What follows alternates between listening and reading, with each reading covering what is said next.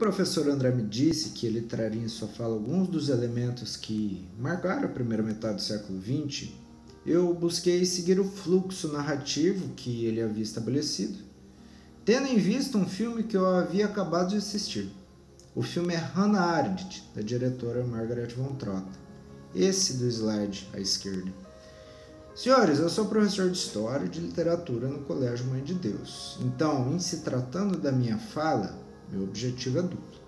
Ao passo em que eu ofereço essas indicações de filme e leitura, vejam só, ao lado do cartaz do filme encontra-se o livro A Vida do Espírito, que é uma compilação de artigos elaborados pela excelente filósofa Hannah Arendt.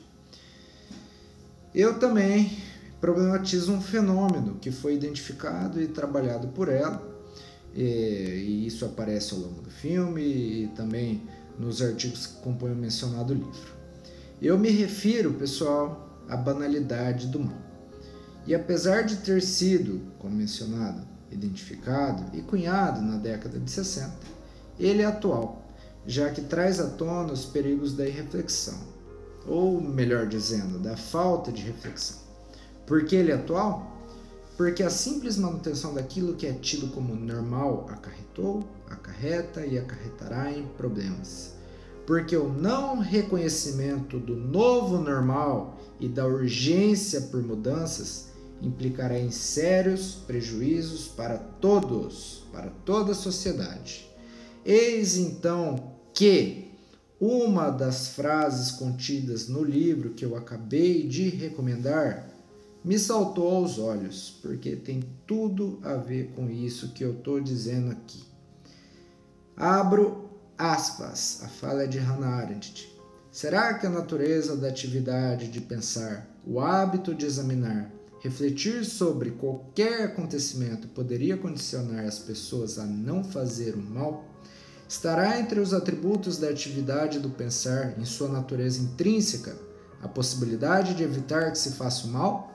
Ou será que podemos detectar uma das expressões do mal, qual seja o mal banal como fruto do não exercício do pensar? Senhores, nesse sentido, Hannah Arendt questiona-se se a origem do mal encontra-se situada justamente na irreflexão.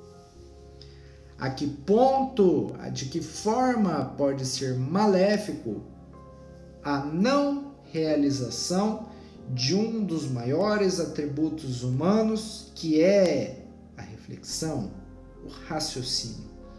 Seria o não uso do mesmo recorrer à falta de humanidade ou o abandono da própria? Explico, senhores. A história enquanto disciplina, enquanto ciência, é composta por eventos históricos, mas não somente por eles. Ela também tem tudo a ver com transformações e permanências que podem ser identificadas no tempo.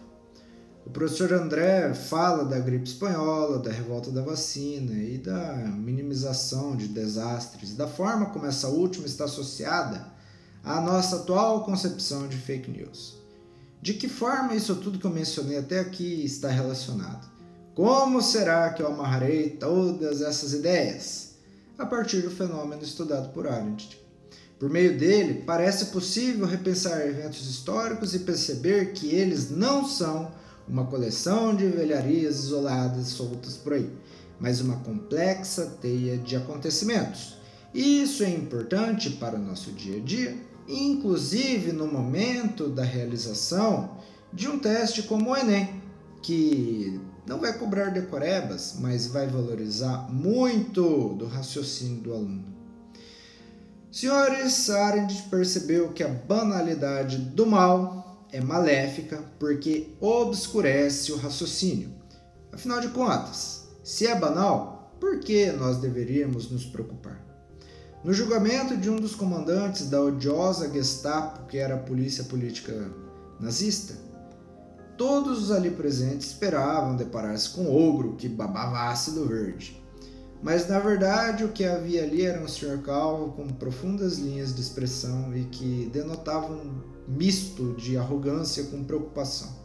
E, para piorar, ele nem ao menos tinha capacidade de reconhecer-se como agente ativo nas barbaridades cometidas pelos nazistas. Tamanha era a mediocridade desse homem que ele nem ao menos se percebia como um agente ativo, repito, nas monstruosidades cometidas pelos nazistas.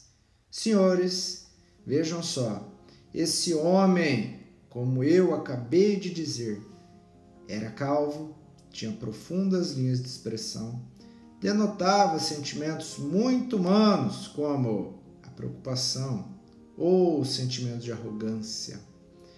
Senhores, senhoras, eis aí uma pessoa monstruosamente normal. Pois é. A desculpa típica dos ex-nazistas capturados era de que eles estavam simplesmente seguindo ordens. E eu acredito que, se julgados, os escravocratas, os colonizadores, os expansionistas, os imperialistas utilizariam a mesma desculpa. Porque essas pessoas não eram ogros de 3 metros que babavam ácido e, enfim, essas pessoas eram pessoas comuns que depois do trabalho ia para casa, dava um beijo na mulher, brincava com as crianças, afagava o cachorro e assistia TV. Bastante normal, né? Bastante normal. Essa comparação, é claro, super não cronológica, ela é super anacrônica, mas enfim, eu a utilizo mesmo correndo o risco de ser simplista com fins didáticos. Senhores, muitos acusaram Arendt de minimizar algo que era muito sério, mas na verdade o que ela fez foi chamar a nossa atenção para o fato de que o normal é mais monstruoso do que parece. Nesse sentido, eu me questiono: por que será que há desinformação quando nós mais precisamos estar bem informados?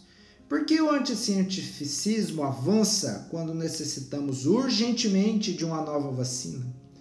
Será que as fake news são apenas aquelas que abalam poderosos governos ou as milhões de inocentes informações espalhadas e não checadas também as são?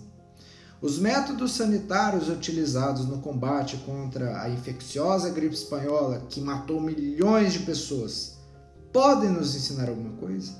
Haverá uma grande cura milagrosa ou nós teremos que cada um fazer nossa parte? Os culpados pela disseminação exponencial do vírus são apenas aqueles que se aglomeram em festanças clandestinas? Ou também sou eu que, no ato de egoísmo, saio por aí sem necessidade? Enfim, parece-me urgente repensar o normal, porque, em muitos aspectos, ele pode ser mau.